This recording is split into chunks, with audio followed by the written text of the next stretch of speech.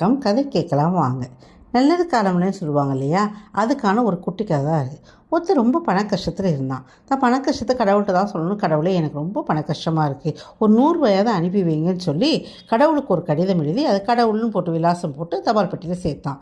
அந்த தபாலை பிரித்த தபால்காரர், எனக்கு கடவுள்னு ஒரு கடிதம் வித்தியாசமாக இருக்கேன்னு சொல்லி அதை பிரித்து பார்த்த உடனே அதை படிச்சுட்டு, அடடா, இவன் எவ்வளோ ஒரு கஷ்டத்தில் இருந்தால் ஒரு ரூ. 100 கடவுளுக்கு கடிதம் எழுதியிருப்பான், இவன் கஷ்டத்துக்கு நம்மளான உதவி செய்வோம்னு சொல்லிட்டு தன் கையில் இருந்த ரூ. 50 மற்றவங்கள்ட்ட கொஞ்சம் பணத்தை வாங்கி ஒரு ரூ. 80 சேர்த்து அவனுக்கு மணி ஆர்டர் பண்ணி வச்சார்.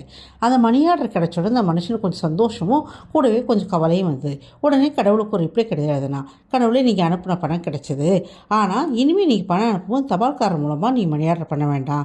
ஏன்னா இவர் அவ்வளோ நல்ல ஒரு மாதிரி தெரியலை. ஏன்னா நீங்கள் அனுப்பின ரூ. 100 ரூ.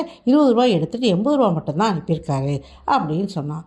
இதைத்தான் நல்லது காலம்னு சொல்லுவாங்க. நல்லது நினச்ச தபால்காரருக்கு கிடைச்ச பேரை பார்த்தீங்களா?